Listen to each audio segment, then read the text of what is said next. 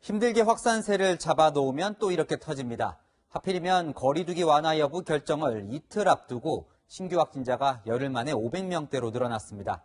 IM 선교회와 관련된 미인가 교육시설의 집단 감염 탓이 큰데요. 이런 교육시설이 전국 11개 시도에 퍼져 있어 감염자가 얼마나 될지 가늠도 쉽지 않은 상황입니다. 이 광주 TCS 국제학교를 가보니 확진자가 아무런 제지도 받지 않고 밖에서 돌아다니는 모습도 포착됐습니다. 화난 주민들은 달걀을 던졌습니다. 공국진 기자입니다. 마스크를 쓴 여성이 출입 통제선이 설치된 건물 안으로 들어갑니다. 격리 조치된 코로나19 확진자가 건물 밖으로 나왔다가 돌아가는 겁니다. 이 여성은 어제와 오늘 광주에 있는 IM 선교회 관련 국제학교에서 확진된 115명 중 한 명입니다. 이 학교에서는 135명이 합숙 생활을 했는데 80%나 감염됐습니다. 대부분 19세 이하 미성년자입니다. 그런데 통제 인력은 찾을 수 없습니다. 일부는 확진 판정을 받은 뒤에도 밖으로 나와 돌아다녔지만 아무도 제지하지 않았습니다. 편안하게 마스크 쓰죠. 통제를 하니까 불안하죠. 통제가 제대로 안 되는 것 같으니까. 계속 돌아다녀요. 얘네도 다 계속 사용을 해요. 항상 구조하는 게 있죠. 재활용이 잘지 않는. 밤사이 여성 4명이 학교 뒷문으로 몰래 들어가는 모습이 포착되기도 했습니다. 확진된 아이들의 부모로 추정되는데 방역당국은 뒤늦게 이들의 행방을 쫓고 있습니다. CCTV 확인하고 역학조사 해가지고 접촉자 확인할게요. 확진자 통제선이 무너지면서 지역사회 전파 위험이 커진 겁니다. 광주시는 당시 건물 통제를 담당한 인력이 자리를 비웠다는 해명을 내놨습니다. 간식사고 하거나 이런 애들이 설득을 듭니다. 그걸 통제를 했냐 못했냐 이게 자체가 사실은 굉장히 애매모호한 경계입니다.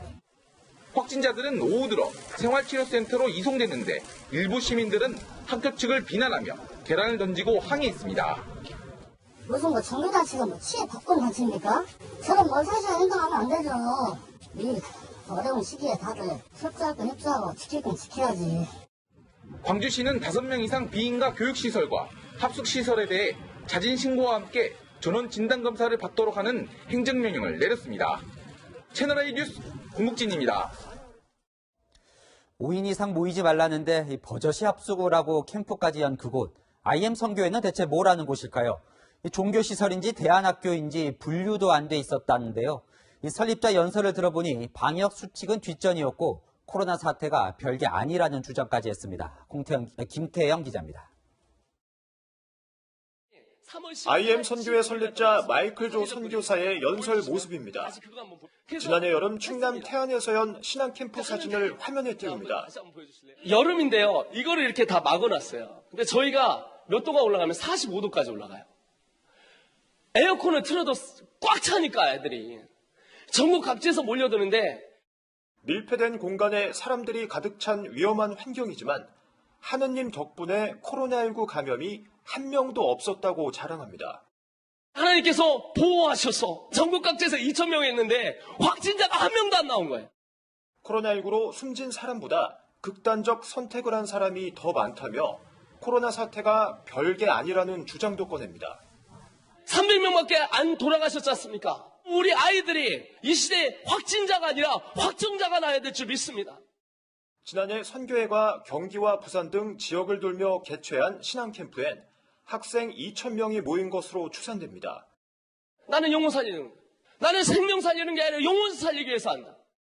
하지만 호언 장담과 달리 확진자는 계속 늘고 있습니다. 지금까지 파악된 선교회 관련 확진자는 최소 323명입니다. 전국의 IM 선교회 관련 시설은 40곳에 이르고 확인된 구성원은 840명이 넘습니다. 방역당국과 지방자치단체는 추가 시설과 인원이 있는지 확인 중입니다. 채널A 뉴스 김태형입니다.